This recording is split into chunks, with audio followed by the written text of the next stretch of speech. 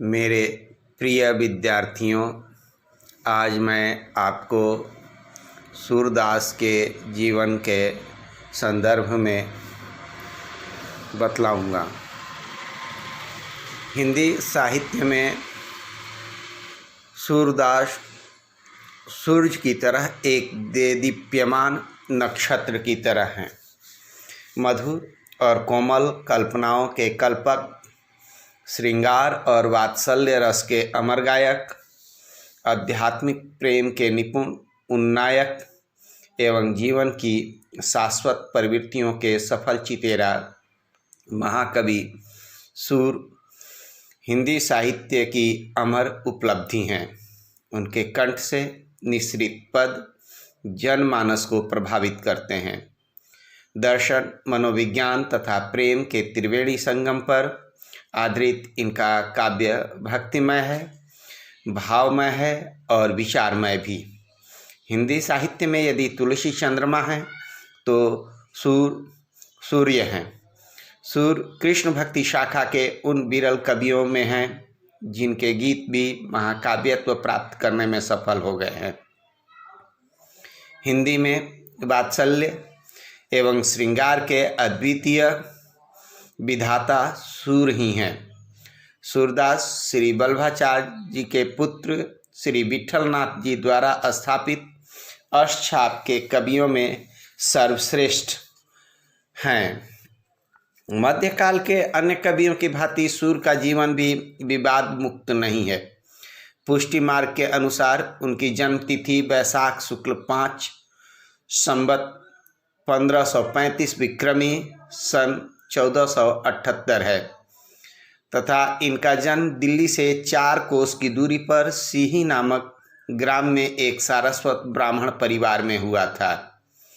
सूरदास द्वारा लिखित रचनाओं की संख्या 25 मानी गई है, तथापि इनकी मुख्य 3 रचनाएं हैं: सूरसागर, सूरसारावली और साहित्य लहरी।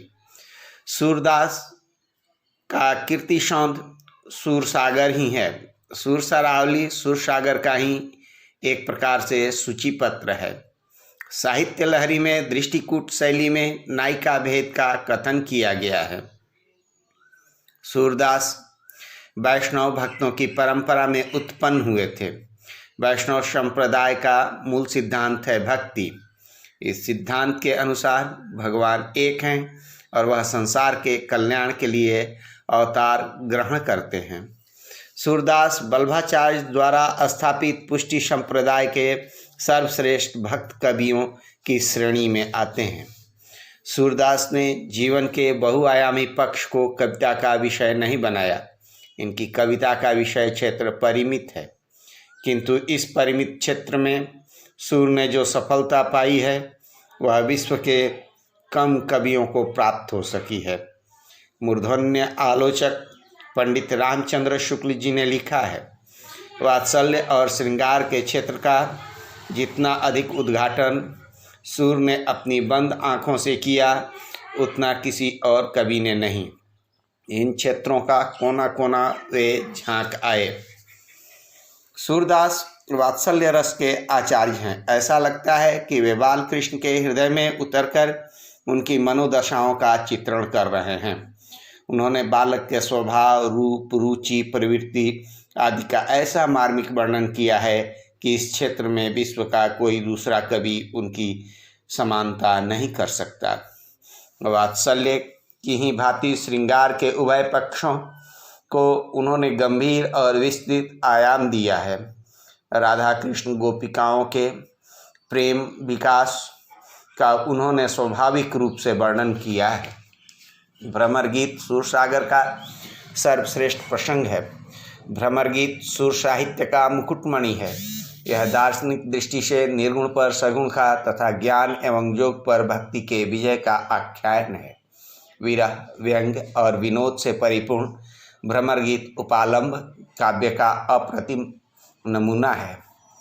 सूरदास जी को ब्रज भाषा का वाल्मीकि कहा जाता है। सूरदास जी ने ही ब्रज भाषा को एक साहित्यिक भाषा का स्वरूप प्रदान किया। सूरदास के साहित्य में बाल मनोविज्ञान का बड़ा ही अद्भुत चित्रण है। मैया मोरी मैं नहीं माखन खायो जैसे पदों में इसकी छटा देखते बनती है, अथवा मैया कब ही बढ़ाएगी चोटी जैसे पदों में बाल सुलभ मनोभावों का सहज ही चित्रण सूर ने अपने साहित्य में किया है। सूरदास कृष्ण भक्त कवियों की श्रेष्ठ परंपरा में सर्वोच्च शिखर पर प्रतिष्ठित हैं। सूरदास का काव्य हिंदी साहित्य की अमूल धरोहर है। सूरदास जी ने अपने काव्य में कृष्ण के जीवन की समस्त लीलाओं का वर्णन बड़ा ही रोचक ढंग से प्रस्तुत किया है। सूरदास हिंदी साहित्य के एक ऐसे देदीप्यमान नक्षत्र हैं जिनकी समानता विश्व का कोई भी कवि नहीं कर सकता है।